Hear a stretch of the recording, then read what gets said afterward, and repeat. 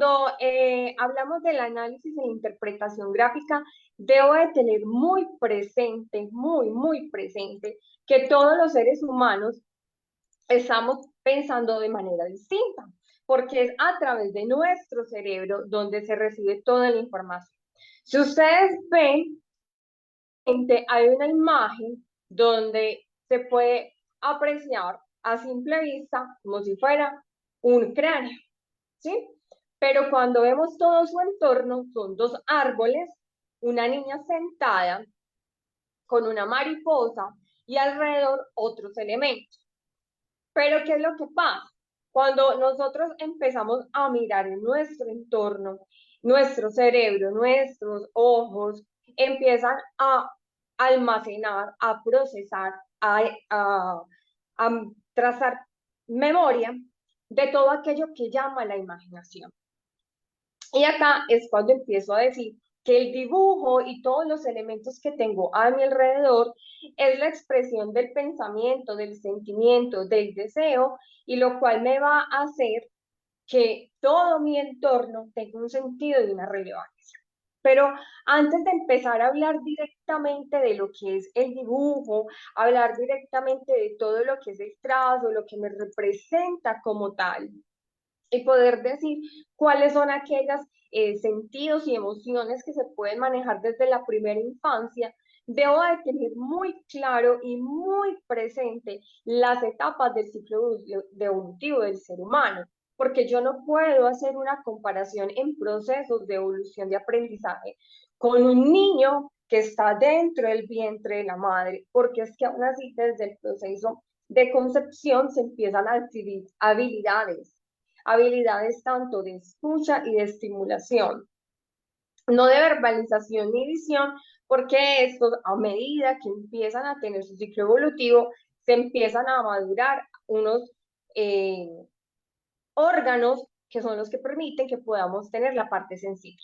Entonces, sí quisiera tocar este tema y vamos a hablar del ciclo evolutivo desde, a que lo vemos desde los bebés hasta los 9, 12 años. Pero sí quisiera tocar un tema mucho antes y siempre lo que he hablado, y vamos a hablar un poquito de epigenética. Para los que no saben, epigenética es una palabra que no es muy común, no es de mucho agrado tocarlo, pero llevamos aproximadamente 17 años estudiando realmente cuáles son las funciones que tiene nuestro cerebro para poder comprender realmente qué es lo que el ser humano interpreta, percibe, almacena, aprende, selecciona. Cuando nos sentamos y empezamos a estudiar todas las estructuras de las cuales el ser humano está completamente formado, decimos que tenemos algo muy importante y venimos formados del óvulo y del espermatozoide que al unirse da origen a esa vida, pero esa vida viene cargada de células, viene cargada de cromosomas, viene cargada de genes y viene cargado del ADN. Ese ADN es el que se permite en nosotros, los seres humanos, y lo quiero hablar de manera muy escolar, perdón la palabra, para que no creamos confusión o de pronto nos vamos a, a confundir con algunos términos. Pero cuando nosotros venimos cargados con ADN, traemos comportamientos de papá y de mamá que en un solo individuo se van a mezclar, ¿sí? Y cuando esos comportamientos de papá y mamá vienen con ciertas alteraciones que son algunas necesidades educativas que sean permanentes o transitorias, también se van reflejados en el bebé. Es decir, que podemos decir que hablamos de factores hereditarios. Y esos factores hereditarios son los que me van a permitir mirar cómo es el comportamiento desde el momento que nace hasta la adultez. Porque análisis e interpretación gráfica no lo tomo solamente para los niños desde primera infancia, sino también hasta las personas ya de adulto mayor. Porque digo adulto mayor, que son los que siempre llamamos los ancianos, ¿sí? Pero que siempre los conocemos como adulto mayor. Entonces, a veces me preguntan cuando hablo de análisis, interpretación gráfica, bueno, Ligia, entonces, cada vez que tengo una persona frente a mí, entonces, solamente al mirar la grafología voy a comprender directamente si tiene alguna alteración de comportamiento o alguna alteración en el neurodesarrollo. Ojo con lo que voy a decir acá, y digo, ojo, atentos, porque no todos los momentos de día a día, es decir, no van a llegar a sus aulas o van a llegar a los consultorios o van a estar mirando la letra de los hijos, ¿sí? Nunca me van a decir a certeza directamente el daño que se está ocasionando. ¿Qué es lo que pasa? Análisis de interpretación gráfica sí me sirve para medir el análisis, sí me sirve para medir el comportamiento y los sentimientos que tiene una persona. Pero también yo debo de tener presente que es que esta grafía no es solo la letra, sino todo lo que lo compone. Y ahora se darán cuenta más adelante cuando estemos hablando de adolescencia, cómo esta grafía es reemplazada por el medio tecnológico. Y este medio tecnológico también afecta a nosotros los adultos. Cuando estamos dentro del vientre de la mamá, recibimos todas las emociones, sensaciones que hay en su entorno protector. Es decir, si la mamá está de buen estado de ánimo, el bebé también lo va a estar. Pero si la mamá empieza a tener crisis de depresión, ansiedad, malestar, irritación, el bebé también empieza a recibir todos esos estímulos. Sabemos que también la alimentación influye muchísimo porque es a través del cordón umbilical donde se reciben todos los nutrientes que la mamá está consumiendo. De ahí es cuando decimos que los bebés nacen y se lleva a término fijo un buen proceso de embarazo. Cuando estamos hablando de los bebés, debo de tener presente que demandan mucha atención, hay una sobreestimulación con facilidad, son rápidos a nivel psicomotriz porque ellos realmente no tienen control directo de su cuerpo. Y es muy complejo. Y aquí quiero que empezamos a entender y a comprender el por qué el comportamiento del ser humano cuando empieza a nacer y por qué se empieza a adaptar a la vida diaria. ¿Qué tiene que ver todo esto con el tema que estamos viendo? Porque como inicialmente les estaba contando, cuando hablo de análisis e interpretación gráfica, estoy mirando el sentimiento y el pensamiento que tiene la persona e incluso el deseo. Cuando los bebés salen de la bolsa, ¿sí? Y pasan por el canal del parto, algunos nacen por cesárea, para ellos es completamente independencia total de un mundo suave en el que estaban, donde estaban completamente protegidos, donde no había luz, y llegan a un ambiente que es completamente fuerte, un ambiente que es demasiado frío, tosco para ellos. Y es cuando empezamos a decir que empiezan a demostrar el llanto, empiezan a demostrar irritación y a veces podemos decir que no se calman con facilidad. Por eso es que los niños debo de empezar a mostrar a ellos las primeras sensaciones a través del habla y a través de la palpitación del corazón del papá, de la mamá, porque fueron ellos quienes dieron origen a ese bebé. Pero es más la comunicación que tienen con la madre, puesto que a través del cordón umbilical era donde el bebé, o sea, el niño o la niña, tenía las sensaciones que la mamá estaba transmitiendo en esos momentos. Entonces, en los bebés, la parte gráfica empiezo a trabajarla desde el habla, desde el canto, desde la música. Más no significa que los bebés inmediatamente cuando nacen empiezan a identificar los rostros o empiezan a identificar los objetos que están en su entorno. Porque a medida que ellos empiezan a evolucionar, que todo su cerebro empieza a tener forma, estructura y algunas funciones ejecutivas son las que van a dar paso para que empiecen a desarrollar actividades propias. De 1 a 3 años hablan correctamente y mantienen conversaciones fluidas. Acá estoy hablando a nivel general.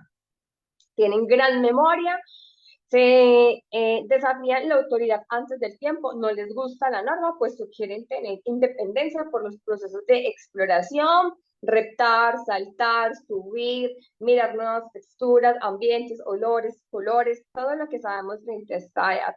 Y aprenden a escribir y a leer de manera solitos. No, la lectura y la grafía no es que signifique que van a reconocer las vocales y las consonantes fácilmente, pero sí empezamos a trabajar en esta edad el poder reconocer las iniciales propias de su nombre y en algunas ocasiones cuando ya la educación es un poco más avanzada, podemos empezar a trabajar el primer apellido. Pero acá, ¿qué es lo que pasa? Con los niños de 1 y 3 años, debo de tener muy presente que son niños en los que su mano, ¿sí? Y la habilidad que tiene para agarre y pinza no ha sido completamente maduro, debido a la callosidad que presenta en los huesos, es decir, no significa que venga con fracturas, sino la formación en las articulaciones, de los falanges, no está tan madura para tener un agarre preciso de los lápices, de las crayolas, de los plumones o de todos aquellos elementos, objetos de los cuales me van a permitir realizar correctamente las líneas. Ya de 3 a 6 años, ya empezamos a tener una evolución mucho más de su conducta, de su proceso de socialización y de su proceso de atención y escucha. Se aburren mucho más en las clases, eh, y ya empezamos a mirar acá los procesos evaluativos. Me llama muchísimo la atención en esta edad cuando hablamos, y lo respeto de verdad de todo corazón, pero me llama mucho la atención cuando en esta edad tan pequeña hablamos de una educación cuantitativa y no hablamos de una evaluación cualitativa. ¿Por qué habla de una evaluación cualitativa? Porque yo debo de empezar a mirar y a dar interpretación y hacer una descripción de lo que el menor está manifestando en esos momentos. Y acá es cuando ya empiezo a hacer la intervención a través de todo lo que ellos tienen como material de estudio.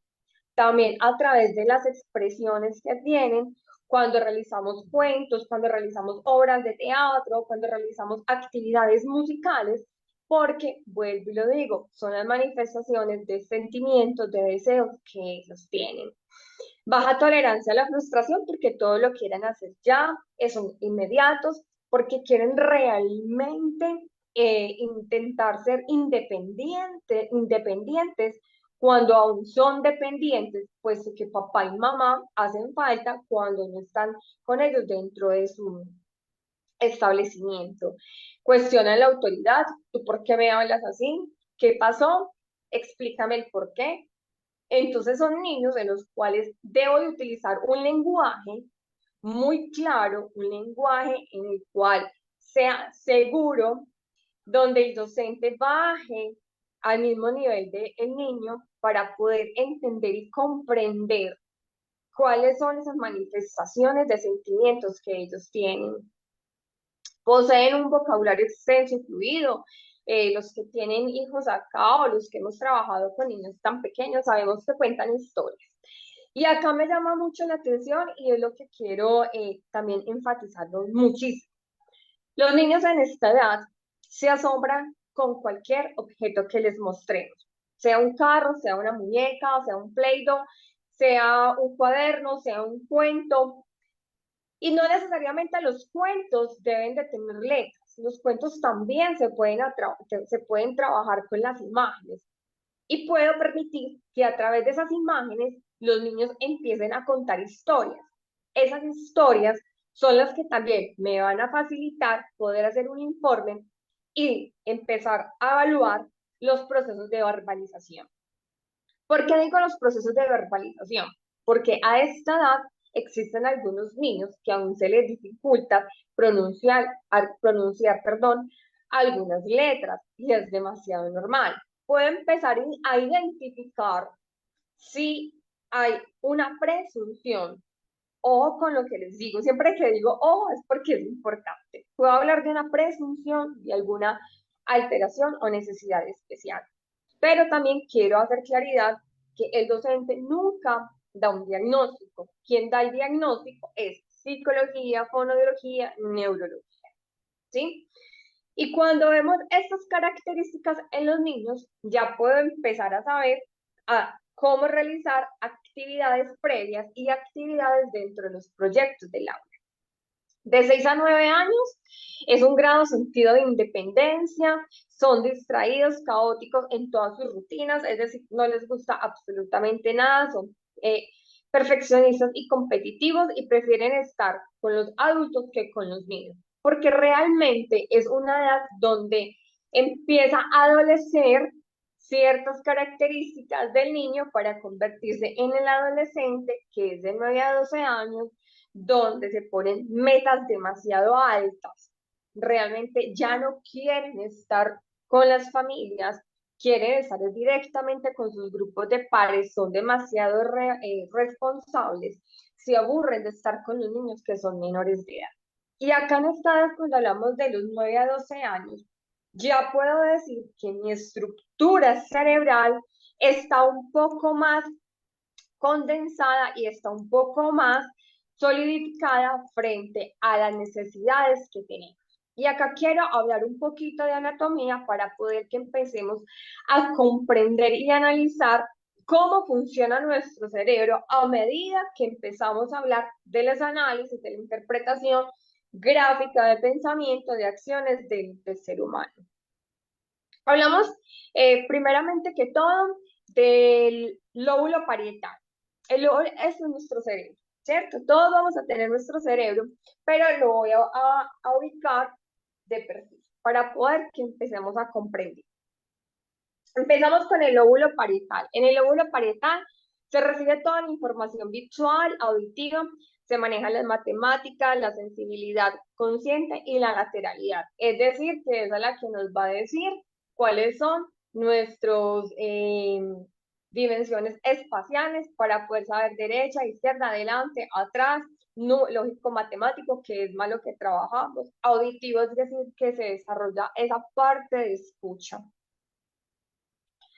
Tenemos el lóbulo frontal, que como su nombre lo indica, está en la parte de adelante, es decir, acá en la frente, y está involucrada en nuestras funciones motoras, la facilidad de poder solucionar problemas, la memoria, el lenguaje, la iniciación, el juicio, el impulso y el comportamiento sexual.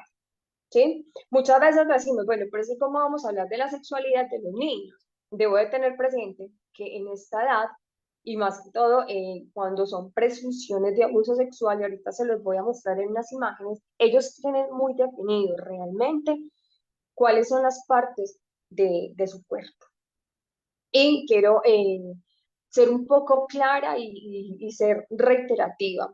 Cuando estamos empezando a trabajar procesos de lenguaje y procesos articulados con los niños, cada parte de su cuerpo debe tener su nombre, más no se le debe cambiar.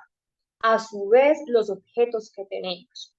Yo no puedo decir que este vaso de agua que tengo, pues es un vaso con agua, yo al niño no le voy a decir es que es una jarra o es un balde, porque dentro de la representación gráfica, y si yo le pregunto a un niño o una niña en el dibujo, ¿qué estás dibujando? Yo lo veo como un vaso, porque sé que es un vaso. Pero si yo al niño le enseñé que es una jarra o un balde, el niño inmediatamente, ¿qué es lo que va a hacer? Va a asociar esa imagen porque fue la primera verbalización de la cual le estoy hablando. Otra parte de nuestro cerebro es el lóbulo temporal frontal, está ubicado en esta parte, es el pensamiento y la parte donde también se hace la producción y el procesamiento del lenguaje. Entonces, cuando decimos, es que hay personas que tienen ciertas características como una ecolalia, alteraciones en el lenguaje, es porque ese lóbulo temporal no se desarrolló completamente. Está el lóbulo occipital y este lóbulo occipital, esta parte de acá, es el que se encarga de la formación de la información visual. Y ahora les voy a mostrar cómo ingresa directamente a nuestro cerebro todas las imágenes. Pero a su vez, hay una parte de nuestro cerebro y es el lóbulo límbico. Está ubicado en la parte de atrás de nuestro cerebro, cerca al cerebelo. Y acá es donde quiero que empezamos a partir y pensar cómo es nuestro proceso de enseñanza. Cuando hablo del sistema límbico, el lóbulo límbico, debo de tener muy presente que es todo aquello que me genera la sensación, la emoción, el asombro, el poder permitir que se generen sentimientos, y no todos los sentimientos van a ser positivos, sino también que son pensamientos, sentimientos negativos.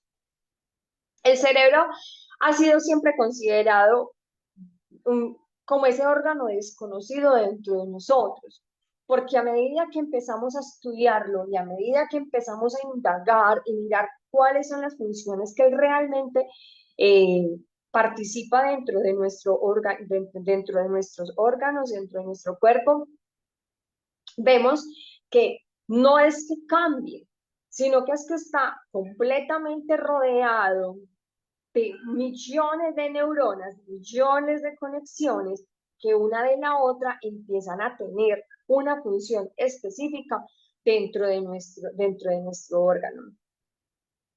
Nuestro lóbulo frontal es, como le estábamos hablando, que es el de lenguaje, memoria, control, impulso, comportamiento social, comportamiento sexual, se madura desde el momento que nace hasta los 18 meses de edad. ¿Qué es lo que pasa acá? Cuando los niños los entretengo mucho en la pantalla, este órgano, esta parte, perdón, del cerebro no se desarrolla completamente porque empezamos a tener niños que son disparados frente a una imagen, frente a una pantalla que son de múltiples colores. Y cuando hablamos de múltiples colores, mucho más adelante, es que empezamos a mirar, tenemos niños con una posible hiperactividad y son niños en los cuales a veces se nos dificulta el proceso de concentración. ¿Qué pasa entonces cuando nosotros estamos observando diferentes imágenes y sobre todo los niños y los adolescentes empiezan a plasmarlo dentro, en las hojas, en los cuadernos, en los diarios? Para poder saber cómo es el proceso del cerebro y en el proceso de atención, de percepción, de memoria, de poder empezar a solucionar los problemas que se presentan en el día a día, que eso siempre lo vemos en los adolescentes, y el poder permitirnos descubrir qué es lo que realmente hay en nuestro cerebro visual, porque aquí es cuando empezamos a hablar de esa parte de grafía. Debo de tener muy presente que todo entra a través de los ojos y de la frase que todos siempre conocemos, pero tengo que tener muy presente que lo primero que vamos a tener son las vías aferentes nerviosas. Es decir, es donde tenemos la característica sensitiva visual. Un ejemplo muy claro, cuando estamos dormidos, prenden la luz a nuestros ojos, se empieza a tener mucha sensibilidad. Si a mí me ponen una lámpara frente a mi ojo, ¿qué es lo que pasa? Se empieza a dilatar la pupila, empieza a ponerse lagrimoso el ojo, y es porque este nervio aferente es demasiado sensible, como cuando le cae a uno de pronto una arenita, un pedacito de sucio. Este conducto como tal es el que nos hace o es la primera entrada para que nuestro ojo empiece a tener la percepción de todo lo que tenemos. Pero también hay dos áreas que son demasiado importantes. Está el área de Broca, que es la encargada de controlar los movimientos del músculo del aparato del habla, es decir, de nuestra garganta, y los movimientos relacionados con el labio, la lengua, la laringe y la faringe. ¿Sí? Ahora no es que ustedes se vayan a decir y decir, va a evaluar el área de Broca de los estudiantes, como una vez en una capacitación me decía una profesora, es que tengo una estudiante que el área de Broca no le funciona correctamente. Entonces yo le preguntaba, no comprendo. No, sí, es que la niña la niña nació con una dificultad en el habla. Entonces yo decía, el área de Broca no es para que vayan a hacer diagnósticos, es porque yo tengo que conocer mi estructura anatómica para poder empezar a comprender el comportamiento del otro. Y el área de Brodmann, que es aquella donde se desempeña el papel de la elaboración y la generación del lenguaje hablado y escrito. Broca son los músculos, Brodmann son los que elaboran. Y acá, cuando ya se condensan, ya puedo empezar a decir que el ser humano puede procesar imágenes completamente enteras entre el ojo durante 13 milésimas de segundo. Es decir, todo lo que miremos a nuestro alrededor, el ojo completamente lo va a poder visualizar, más no lo va a poder observar. Y son dos conceptos que son completamente diferentes, ver y observar. Ver es cuando paso la mirada y veo, como es la palabra, veo todo lo que tengo en mi entorno. Pero cuando yo digo observar, es cuando detenidamente cojo el objeto y aprecio su forma, su textura, lo que contiene. ¿Sí? Para hacer la interpretación de análisis gráfica, acá es cuando ya empezamos a hablar ya de nuestro tema. Ya debo de tener unos protocolos establecidos. Y dentro de los protocolos establecidos, por eso es que yo les hablaba desde el principio del por qué conocer la edad evolutiva, conocer el proceso evolutivo del niño, qué pasó durante el embarazo de la mamá, porque debo de conocer su condición biográfica familiar del estudiante. A veces nos encontramos con familias donde no conocemos realmente quiénes son las personas que conviven con los niños. Cuando hablo con los niños, estoy hablando también acá con adolescentes. Adolescente, 12 años, ¿sí? Y empezamos a cuestionarnos muchas veces los comportamientos dentro de las aulas y dentro de los consultorios y no vemos mucho más allá. No trabajamos solamente con un niño, con 2 niños, con 15 niños dentro del aula, sino que también debo de tener muy presente que debo de trabajar con la familia. Y cuando hago el dibujo de la familia, que el famoso dibujo que siempre le decimos, vamos a dibujar el papá, la mamá, el hermano, ¿tú con quién vives? Ellos empiezan a dibujar muchas personas y las empiezan a hacer con ciertas características. Y esas características, cuando empiezan a tener forma, cuando empiezan a tener esquema, son las que me van a dar la referencia de la cual estoy haciendo el dibujo. Para poder hacer el análisis en interpretación gráfica, vuelvo y les digo, no se demora 1 día, 2 días, 3 días, 8 días, 15 días para hacer el análisis o para decir que tengo ya directamente el diagnóstico del niño y la niña. Cuando hablamos de análisis e interpretación gráfica, debo de tener un tiempo de poder conocer el niño, de poder conocer los estudiantes, de poder conocer el paciente, de poder conocer la historia de vida, de poder conocer de pronto si tiene alguna alteración en el neurodesarrollo, si de pronto tiene una condición que está en estos momentos en estudio, si de pronto ha sufrido algún trauma, si de pronto tiene una característica de ansiedad, depresión infantil, que es lo más común que es lo que estamos viendo, si de pronto ha tenido alguna alteración en cuanto a sueño o alimentación. Y todas esas características es lo que empezamos a mirar, vuelvo y digo, no solo a través del trazo, sino de la espontaneidad, de la verbalización y de todo aquello que los niños nos están diciendo. Siempre que hablo de análisis e interpretación gráfica, hablo no solo del cuerpo, no solo hablo de la casa, no solo hablo del papel, sino que debo de tener siempre muy presente que vamos a iniciar por la parte superior, ¿sí? La cabeza es donde me va a hablar del intelecto, de la imaginación, de la curiosidad y el poder descubrir nuevas cosas. Es decir, cuando un niño o una persona realiza su trazo en la parte superior de la hoja, es porque está planeando y está proyectando qué es lo que hay en su inconsciencia, ¿sí? Porque debemos de tener presente que tenemos 3 estadios del pensamiento: consciente, inconsciente y subconsciente, que de pronto más adelante podremos hablar frente a cómo se procesa la imaginación y frente a cómo se procesa el pensamiento.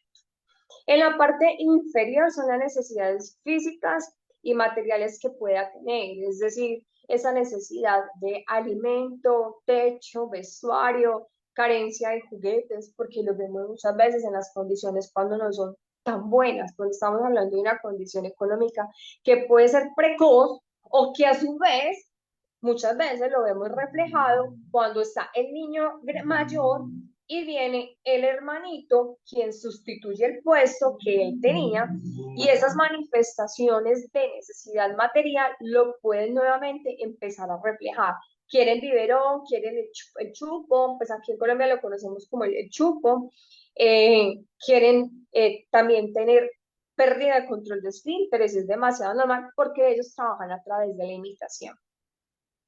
El labio izquierdo siempre lo he dicho y siempre cuando empezamos a estudiarlo todo, sabemos que está el corazón, ¿sí? Y en el corazón siempre hemos dicho que se guardan nuestras emociones, pero el corazón no guarda las emociones. El corazón es el músculo, pero desde la tradición siempre nos han dicho que es el que refleja el amor, me duele el corazón porque una persona me dejó, me está doliendo el corazón porque me regañaron, los niños dicen me duele el corazón porque mi papá y mi mamá no están, los adolescentes dicen me duele el corazón porque me quitaron el celular.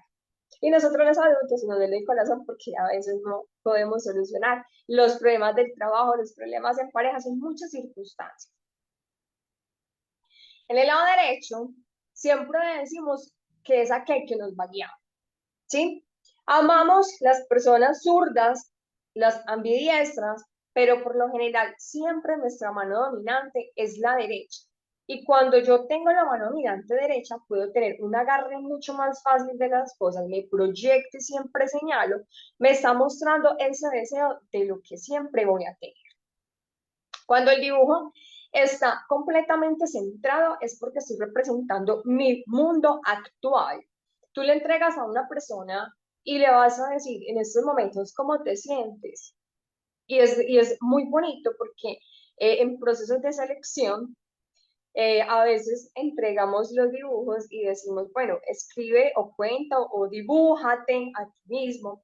Y es muy lindo cuando vemos que se empiezan a hacer las características, ya estoy hablando del adulto, la cabeza, los ojos, la nariz, la boca, las orejas, el cuello, las manos, ¿sí? Y se empiezan a hacer en todo el centro porque realmente sabemos qué es lo que queremos. Eh, el sentimiento de sentirnos demasiado pequeños, una persona insegura, una persona que no tiene la capacidad de poder razonar en sí misma, siempre lo va a hacer en un espacio demasiado pequeño, ¿sí? Y podemos traerlo a la realidad. Cuando una persona está demasiado preocupada, ¿qué es lo que hace completamente? Se encoge, por decirlo así, y se pone en una posición en la cual no desea tener contacto con otras personas, sino que simplemente lo que desea es estar completamente aislado para poder sumergirse dentro de su mundo y poder empezar a trabajar y hacer cómo poder tener un duelo, pero sabemos que un duelo se trabaja desde otra manera. Los trazos del dibujo, cuando son continuos y sin interrupciones, se puede demostrar que son eh, inseguros eh, y a veces pueden ser impulsivos, ¿sí? Perdón, cuando el trazo no es completamente, cuando es con interrupción es inseguro, pero cuando es sin interrupción es demasiado seguro. ¿Eso cómo lo vemos? Lo vemos en los niños cuando cogen los lápices y a veces el agarre con precisión de la pinza no es tan fuerte, sino que su mano es demasiado débil. Les aconsejo cuando vemos los niños que la mano es demasiado débil, darles una pelota o un play-doh, plastilina, ¿sí? Una bomba que de pronto pueda estar llena de harina para empezar a trabajar el amasado. Y ese amasado es el que va a hacer que el niño pueda empezar a fortalecer los músculos de la mano. Pero hay otros niños que son demasiado fuertes con sus manos, entonces, ¿qué es lo que pasa? Ya empieza a trabajar con ellos. Proceso de estimulación sensorial con objetos suaves, una pluma, el algodón, para que la mano se empiece a relajar completamente, no esté tan tensionada, sino que se relaje. Porque acá es cuando vemos niños y adolescentes que escriben sobre la hoja, sobre el cuaderno, que traspasa. Y acá es cuando empiezo a mirar qué es esa inseguridad, de pronto también puede haber un poco de irritabilidad frente a todo aquello que en estos momentos está alrededor de ellos. Los trazos, los trazos cortos, rectos, estamos hablando de un niño que tiene un carácter demasiado apasionado y son demasiados impulsivos. E inclusive el adolescente y también el adulto le da un color y empieza a pintar toda la hoja o empieza a decorar y hablan, expresan, manifiestan y en muy pocas ocasiones los vemos algo irritados o poco tristes. La lluvia sectorizada, es decir, estamos haciendo un dibujo, el típico dibujo, vamos a dibujar el parque, ¿sí? Y a veces vemos como ciertas goticas de lluvia en ciertos sectores del dibujo, ¿sí? Entonces tengo que mirar directamente si está en el lado izquierdo, qué es lo que está pasando, un pensamiento que pudo haber tenido, en el lado derecho que me transmite el futuro. Entonces, ¿qué fue lo que pasó en mi caso? O alguien, un niño, porque ellos son expertos en hacerse el bullying, qué es lo que está pasando o qué es lo que me está afectando. A veces es muy complejo porque se nos dificultan muchos niños que realmente expresan lo que sienten. Y acá cuando hablamos de niños que no expresan lo que sienten, debo de tener mucho cuidado con quién se pueda relacionar. Y debo de estar muy pendiente en las conversaciones que ellos tienen. Y esas conversaciones son las que me van a permitir hacer un observador, una hoja de vida o una ficha del niño concreta para saber cómo trabajar procesos de estimulación en las emociones. La presión y el manejo del lápiz. Discúlpenme, en un momento tomo agua. La presión y el manejo. Una buena presión no es que estoy indicando que me esté presionando duro, duro, como lo estábamos hablando, sino que ya realmente cuando ya cojo correctamente el lápiz, el plumón, el lapicero, me está hablando de la voluntad de la persona, me está hablando realmente de su estado de ánimo, me puede mostrar una fatiga, un cansancio, me puede mostrar también si hay de pronto alguna somatización de emociones, porque en ellos es demasiado fácil somatizar una emoción, sobre todo cuando son niños en los que no tienen una comunicación tan fluida. A veces llegamos, y eso es lo que siempre cuando hacemos interventorías, miramos directamente cómo son los procesos en el aula de impacto de habla que las docentes tienen con los estudiantes. Muchas veces recibimos los niños, solamente cogemos el bolso, los llevamos a un punto donde es un perchero, acá lo conocemos como un perchero, un rincón del bolso, pero no vemos mucho más allá de lo que los niños puedan tener, ¿sí? Y cuando digo mucho más allá de lo que puedan tener es si desayunaron, no desayunaron, si pasaron buena noche, no pasaron buena noche. Y en las actividades que vamos mirando y empiezan a ejecutarse en el día a día, es cuando empiezan a manifestar todos aquellos impulsos, aquellos deseos que ellos venían manejando desde la casa y miramos que a veces niños pueden presentar algunas alteraciones ya o en el organismo, que es lo que digo, somatización, entonces un vómito, fiebres, dolor de cabeza, que no habían tenido un precedente anterior.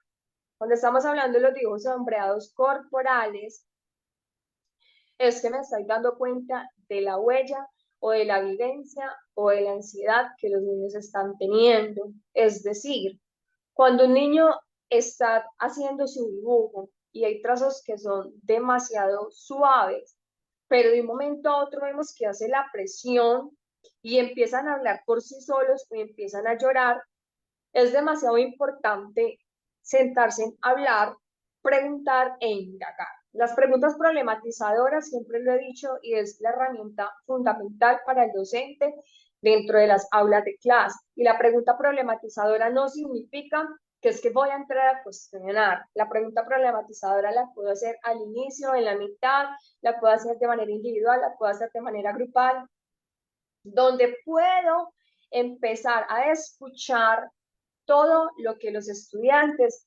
quieren decir.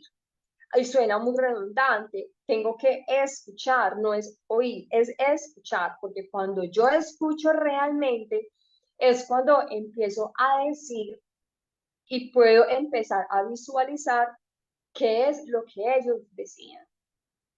Nuestro cerebro es completamente rápido. En los niños y en las niñas es muy complejo a veces querer interpretar lo que ellos están diciendo, porque ellos muchas veces no recuerdan imágenes, muchas veces no recuerdan sonidos, muchas veces no recuerdan experiencias, eh, a veces las imágenes las confunden.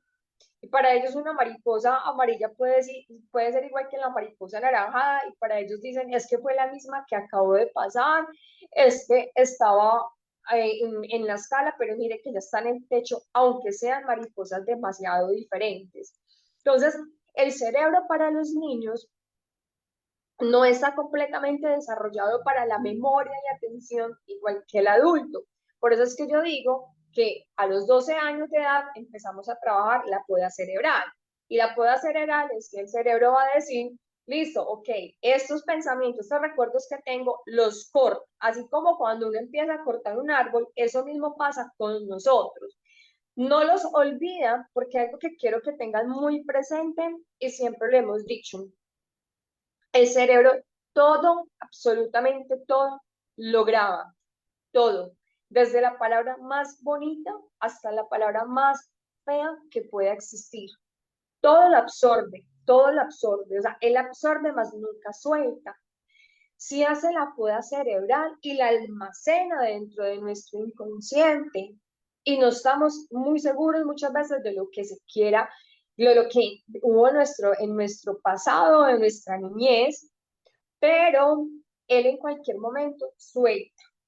Y es cuando podemos empezar a decir, sí, me creo que pude haber vivido esto en determinada edad de mi vida. Tengo como un pensamiento que es muy parecido a algo que viví. El cerebro guarda de forma única los recuerdos emocionales. Y es acá cuando empezamos a hablar, como les decía ahorita, esos procesos de somatización en los estudiantes.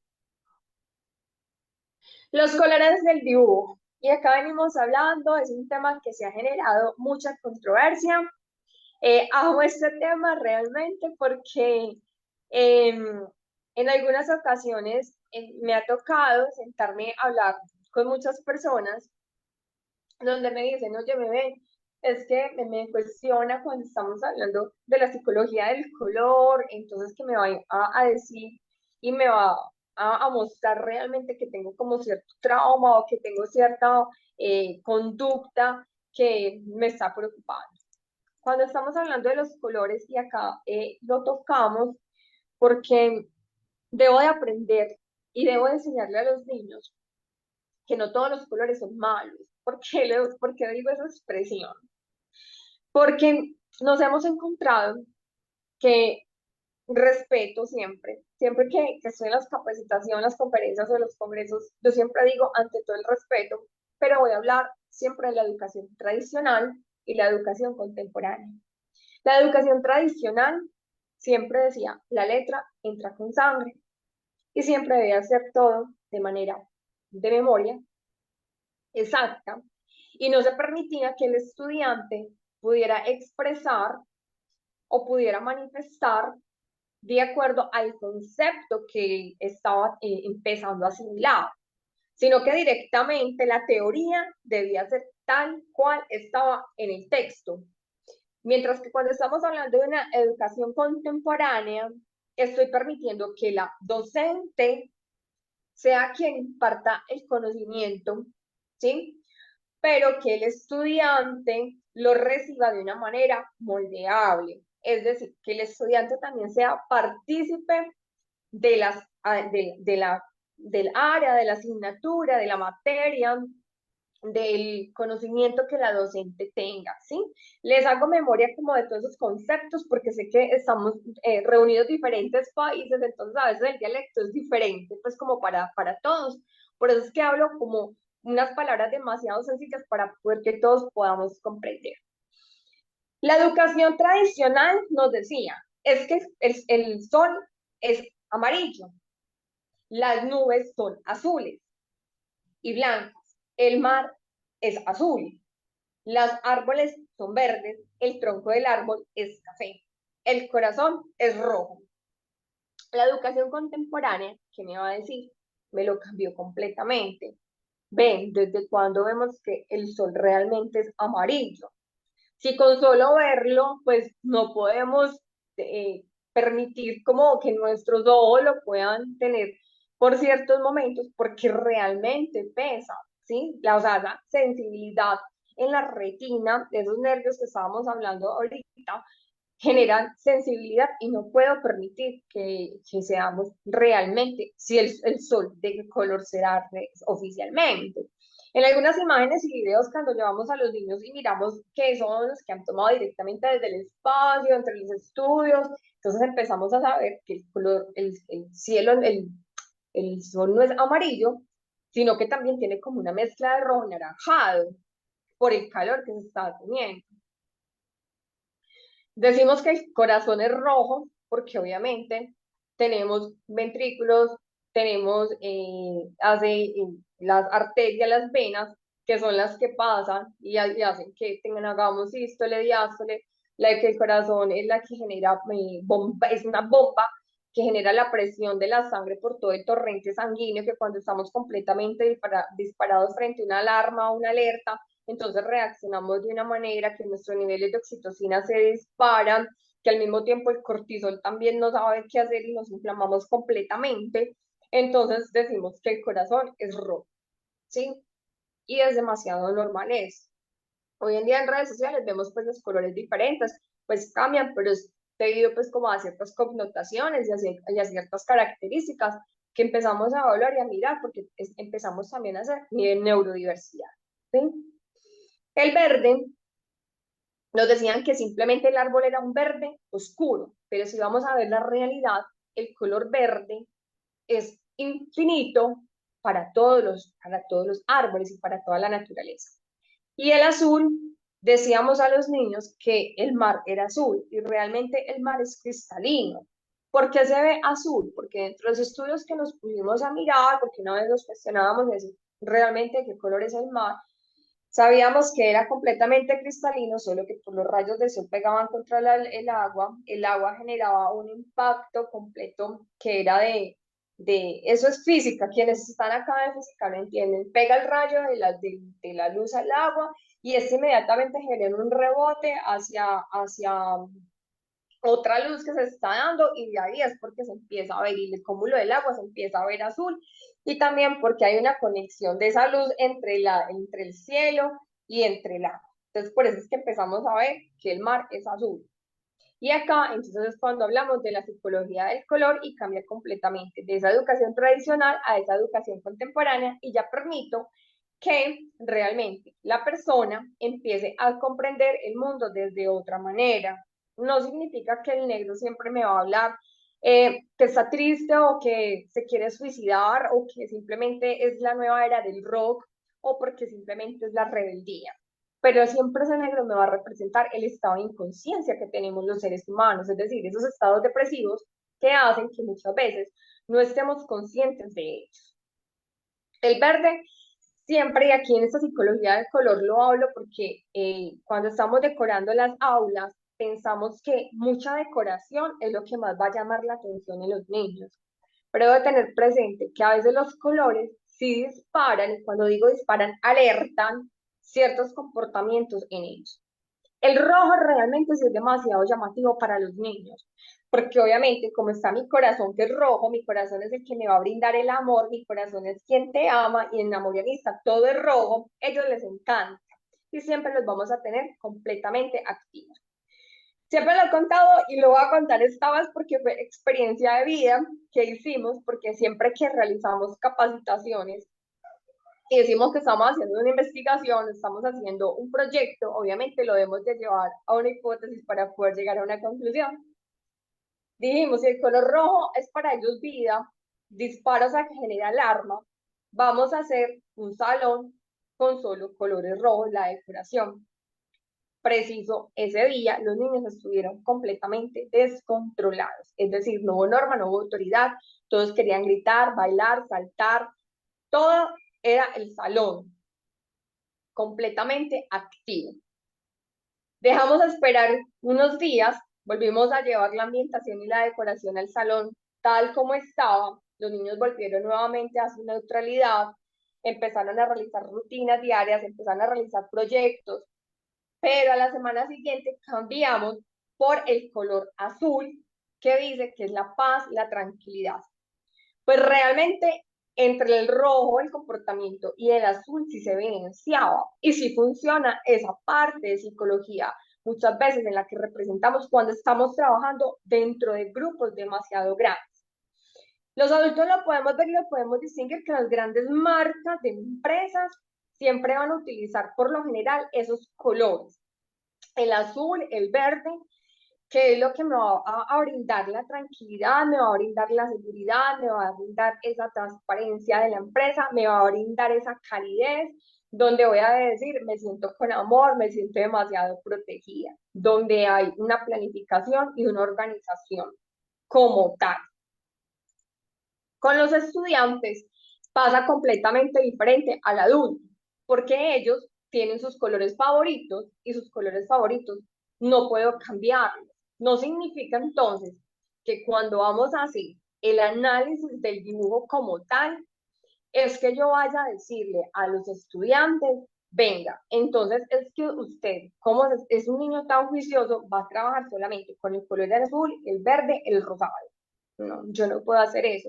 Yo debo tener muy presente que dentro de las características y la peculiaridad que tenga su dibujo, es lo que me va a permitir a mí, de acuerdo a la vivencia, de acuerdo al habla, de acuerdo al proceso de socialización con su grupo de pares, que puede identificar algunas características. Como lo había hablado ahorita, el tamaño del dibujo, hablan de los niños seguros de sí mismos y también de la inseguridad, de la necesidad de poder expresarse frente a los otros, de el tener ciertos signos y síntomas que me pueden representar falta de seguridad y falta de temor, porque es que es demasiado normal que hoy en día veamos niños que son demasiado temerosos, porque en las aulas estamos marcando, ojo, no significa que bajar la norma, pero sí ser un poco más flexible, es decir, amor y respeto, pero ya muchas veces somos demasiado cuadriculados. En cuanto a los objetos de los dibujos, los niños nunca van a pedir la proporción de ellos. Es decir, si usted le entrega una hoja grande o un papel grande o una cartulina, ellos siempre van a dibujar de acuerdo al tamaño de la hoja que usted le entrega. Si usted le entrega una hoja pequeña, ellos van a trabajar la parte pequeña, la parte pequeña. No significa que de acuerdo al tamaño de la hoja, esto voy a empezar a identificar la característica como tal que el niño está diciendo. La figura humana, que es el tema que siempre tratamos cuando estamos evaluando ya directamente en consulta. Entonces, miramos que la figura humana, les decimos a los niños, cuando han pasado diferentes procesos, porque vuelvo y digo, si estamos hablando de violencia en un paquete, está, quiero decir algo acá y lo quiero quitar como un mito, ¿sí? Amamos los procesos de psicología, amamos los procesos terapéuticos, amamos los procesos psicosociales, amamos los procesos clínicos, amamos los procesos docentes. Pero en una sola consulta, en dos consultas, en tres consultas, yo no puedo diagnosticar un niño. Lo decía hace poco, acá directamente en la ciudad donde vivo, y éramos en un congreso donde me atreví a decir que tenemos dentro de las aulas muchos niños diagnosticados, mal diagnosticados, ¿sí?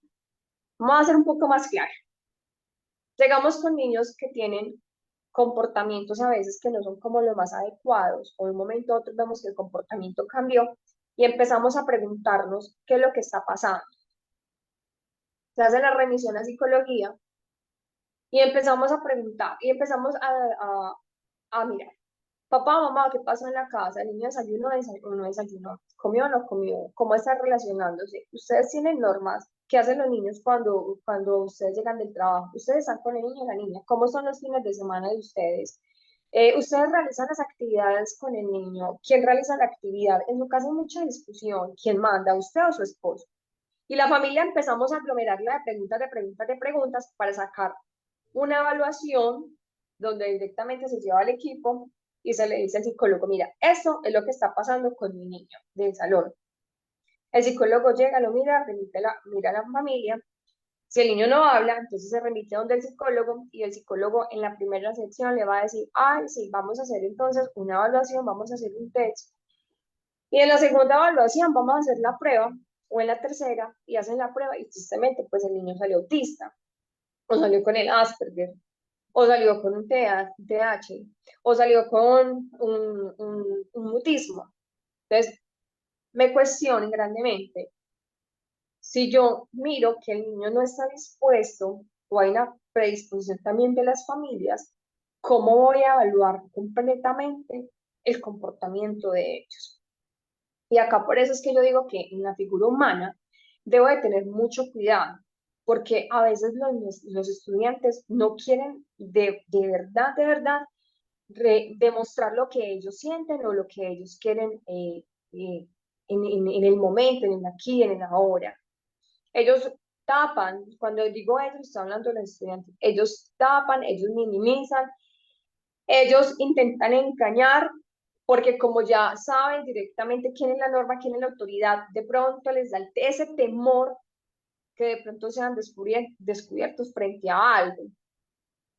Pero algunas características sí me pueden expresar o me pueden demostrar qué es lo que realmente hay en su entorno. Entonces, los ojos grandes es la curiosidad, el temor, los ojos pequeños no percibe claramente qué es lo que hay, la boca, la ausencia de la boca, no querer hablar, la boca grande, lo que está pasando, los oídos, estar atento constantemente a ese ruido que le genera mucho miedo, los brazos hacia arriba, eso siempre lo vemos, necesita ser escuchado, abrazado, mimado y lo vemos en los niños pequeños. No tiene que ser directamente trazado, sino que lo vemos también en su corporalidad, en su movimiento kinestésico, en las expresiones. Los niños siempre cuando alzan sus manitos, denle el abrazo, acá, porque realmente dentro de esa personita hay sentimientos que están demasiado ocultos. Los brazos pegados no buscan un contacto social. Vemos niños que son completamente rígidos, es más, solamente sea, es más, para correr parecen unos, pues son piecitos, o sea, un robot. Y me cuestiona grandemente porque es que en la casa como tal les indican que en la escuela se va solo a estudiar, más no a socializar, ¿sí?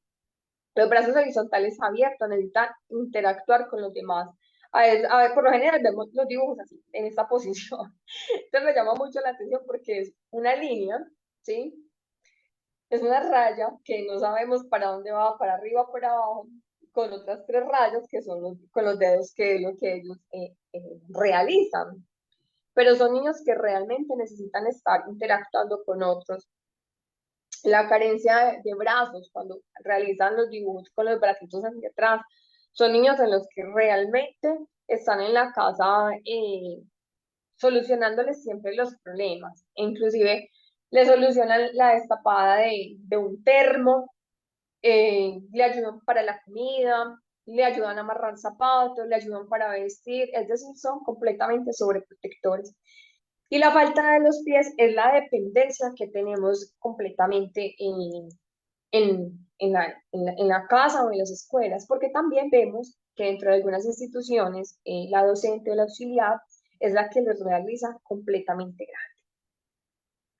La casa, siempre dibujamos mucho eso y pienso que muchos no hemos podido superar la etapa de la casita, ¿sí? La etapa de la casita, la etapa de la finca, la etapa del edificio, todo esto. Quiero que cada uno de ustedes se imaginen cómo es su casa o si están en su casa, van a pensar en lo siguiente. Cuando estoy en la casa, está la puerta, yo la abro y le doy la bienvenida a quien está. Esa puerta es la que va a hacer que yo le pueda mostrar hacia las personas realmente cómo está mi interior. Si estoy feliz, si estoy contento, si estoy preocupada. De acuerdo a su tamaño, como lo hablábamos ahora, demuestro si hay seguridad o si hay inseguridad y si hay temor. Las ventanas, ¿sí? Vamos a mirarlo y lo vamos a hacer práctico. La ventana, yo acá tengo una ventana, la abro y ¿qué es lo que hago? Estoy viendo hasta el exterior. Entonces, veo el parque, veo las personas, veo que pasan carros, que pasan bicicletas, ¿sí? Esa parte de las ventanas en la casa es el exterior. cómo contacta con las personas y cómo ve el mundo. Hay personas que realmente ven el mundo como que fueran un monstruo y las ventanas, si ustedes se ponen a mirarlas, tienen un estilo gótico, un estilo barroco, un estilo contemporáneo, donde uno dice, realmente acá estamos trayendo una guerra fría, ¿sí? Y me preocupa porque son personas demasiado excéntricas, demasiado Dorian Gray, ¿sí? Y los invito a que averigüen quién es Dorian Gray y entre los procesos de psicología, miren cómo es Dorian Gray, mi ego, y se nos excluimos un poco a los demás, ¿sí? Las puertas, como les decía, le doy la bienvenida y el tejado es la zona imaginativa que tengo, la zona del pensamiento, de la fantasía, de la idealidad, cuando hay líneas curvas completamente, entonces estoy dando trascendencia a todo lo que es mi vida, dependiendo del trazo si es fuerte o plano, tal como les decía ahorita, cuando son trazos inestables es porque realmente tengo el temor a lanzarme a lo desconocido. Y acá es el tema que yo les quería tocar y es el tema del adolescente. El adolescente no lo vemos hoy en día como dibujo de escritura, lo vemos ya directamente desde las cuentas, de redes sociales. No hablo de redes sociales como algo que sea malo, sino como algo que, ojo, debo de ponerme cuidado frente a ello. Y no sé si de pronto más adelante tendremos la oportunidad de hacer un webinar, no sé, sobre delitos virtuales, porque hay mucho lo que se esconde de ese análisis interpretativo detrás de los GIF, detrás de las emoticones, detrás de los stickers, detrás de todas aquellas imágenes que nos estamos enviando. Llama notablemente la atención porque tenemos adolescentes, y aquí por eso yo les decía que 9, 12 años es diferente, pero de 13 hasta los 17 años tenemos adolescentes en consulta donde están realmente la enfermedad más grande que tenemos son depresiones y ansiedades. Por eso lo he repetido constantemente, perdón. Esa necesidad de depresión y ansiedad está dada porque dentro de la grafía nos encanta que nos den like, nos encanta el corazoncito, me encanta el me importa, que es el nuevo que dio, el nuevo que salió, porque estamos frente a la necesidad de buscar la aceptación frente al otro. Cuando estamos trabajando con los adolescentes y les decimos, me entregan por favor todos los celulares porque hacemos actividades de poder confrontarlos y poder mirar que la manifestación que ellos tienen, lo primero que hacen es, sí, es muy normal, porque obviamente me están retirando. No pasa media hora y son desesperados. ¿Cuándo me van a entregar? ¿Cuándo me van a entregar los lápices? ¿Cuándo me van a entregar los celulares? ¿Cuándo me van a entregar todo? Cuando les entregamos, lo primero que van a mirar es directamente qué son las reacciones que ellos han visto y entre ellos mismos se comparten. Entonces, esta parte de escritura dentro de los adolescentes es de mucho cuidado, vuelvo y les repito, porque es lo que hace que ellos puedan tener esas manifestaciones de expresión para saber si algo gusta o no les gusta. Y es lo que ellos más adelante empiezan a demostrarlo frente a las características y comportamientos frente a sus padres, la rebeldía, la ansiedad, el desespero. Y vemos algo que se llama el sexting o el grooming, que es muy conocido hoy en día como el ciberbullying. Entonces, miremos que análisis e interpretación gráfica no es solamente dado desde los niños más pequeños, sino también hasta los más grandes. Acá, como les mostraba y les quería mostrar este dibujo, porque ya estamos prontos a terminar, y este tema es demasiado extenso. Acá quería mostrarles este dibujo porque es una niña y son dibujos de la vida real, no son dibujos que ahí vengamos a hacerlos para que miremos acá la capacitación. Son dibujos donde es una niña, donde demuestra sus marcas de intento de suicidio. Es una niña que no tiene 10 años, es una niña de 9 añitos y medio, donde demuestra las marcas de agresión dadas por ella misma, de autolesiones, miran el cuchillo, lo tiene en la mano y hablan que nadie la valora. Mire que es un dibujo gráfico donde realmente demuestra esa necesidad de poder causarse daño a sí misma. Este de suicidio es el más estremecedor. Es una niña que tiene 7 años, es víctima de bullying, quería tirarse por la ventana de su clase. Estaban en clase, en un salón, un colegio, perdón, donde el salón era demasiado grande. La profesora estaba dando clase. Cuando la niña abrió la ventana, corrió la silla y había otra docente quien estaba acompañando, pero la niña como tal se iba a suicidar. ¿Por qué? Por el bullying. No necesariamente tiene que ser dibujos, sino que también puede ser a través de la grafía. Entonces, miremos que este tema es demasiado extenso, complejo, es un tema que nos invita directamente a reflexionar y saber eh, muchas veces qué es lo que estamos expresando.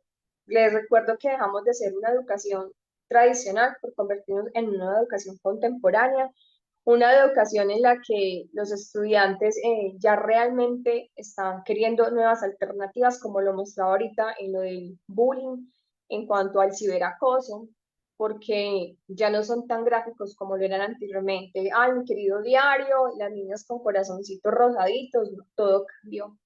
Y una frase que siempre la hemos compartido y es, hoy me convertí en palabras y trazos para mostrarte un pedacito de lo que soy.